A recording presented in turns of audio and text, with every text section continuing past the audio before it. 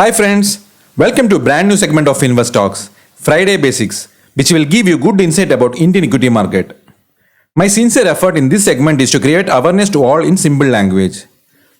This series will be arranged in such a way so as to understand everyone who are beginners. Please share this video to all those who wish to learn, understand and participate in stock market. Please don't forget to subscribe and click the bell button to get the notifications of upcoming knowledge-packed videos on personal finance and stock market.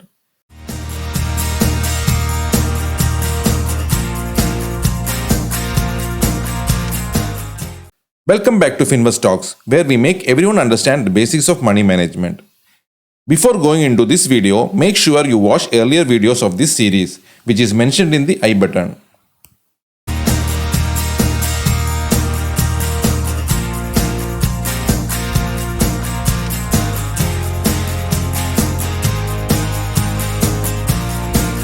In my previous video, we discussed about how stock market works, what is a shareholding pattern and how price of stock moves with supply and demand theory. In this video, we will see simple stock market diagram which will tell how market operates. Also, we will look into what is BSE, NSE and how it relates to Sensex and Nifty. We will also see the sector allocation and some global indices. In the end, I will share some important thing one should know about stock market. Let's begin with simple diagram which represents stock market. The investors like us can buy stocks of public listed companies from stock exchanges through brokers. To participate in stock market, one should have three accounts. The first one is the savings account, then comes trading account and the third one is Demat account. Savings account is an account to transfer money for buying stocks. Trading account is to buy and sell stocks, whereas Demat account is to hold the stocks which you bought. The Demat account is a combination of two things, customer ID and DPID. Customer ID is to link Demat with you, whereas DPID is to link Demat with Central Depository, that is CDSL or NSDL. Now let's see how it works. Based on one's request, broker will place order in stock exchange through trading account.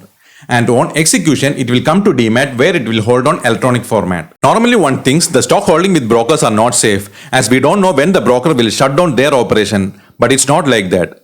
You need not to worry about your shares even if the broker shut down their operations. Let us first understand the Demat structure in India. There are two principal depositories in India, NSDL and CDSL, both promoted and owned by government-backed institutions. NSDL is National Securities Depository Limited, whereas CDSL is Central Depository Securities Limited.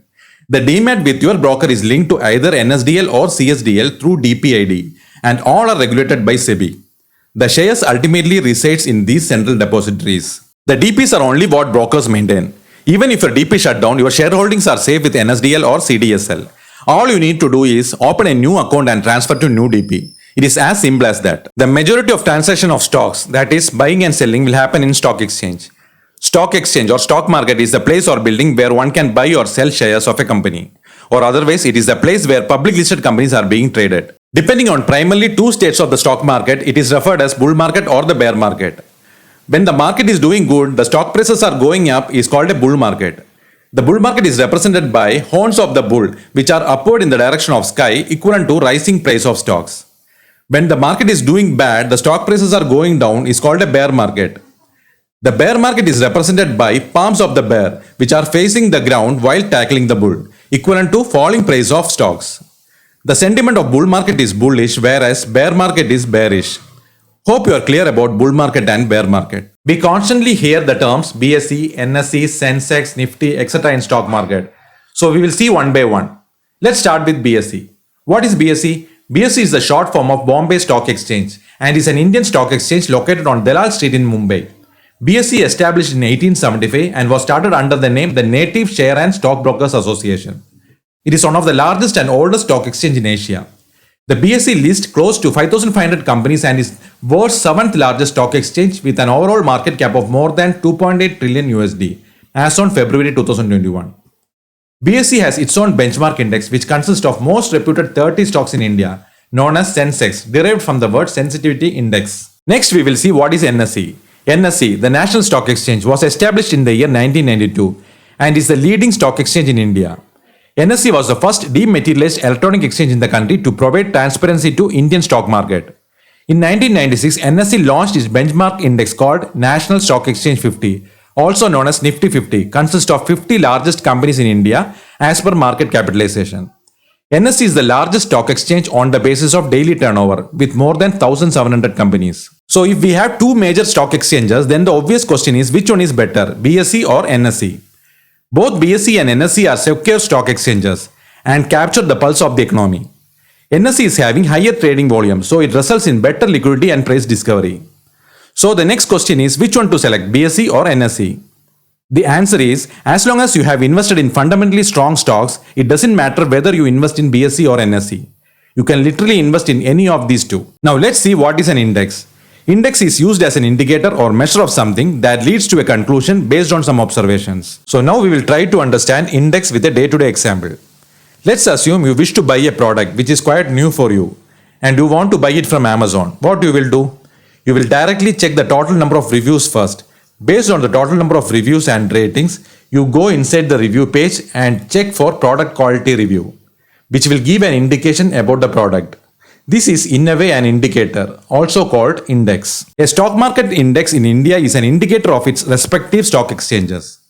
Sensex and Nifty are the two most important indices in India, which are the standard point of reference for the entire stock market of India. There are different types of indices in Indian stock market. Some of the common types of indices are benchmark indices like BSE Sensex, NSE Nifty, broad-based indices like Nifty 50, BSE 100, indices based on market cap such as BSE Mid Cap, BSE Small Cap, and the last one, indices based on sectors such as Nifty IT, Nifty FMCG, Nifty Bank, Nifty Financial, Nifty Pharma, etc. What is market capitalization?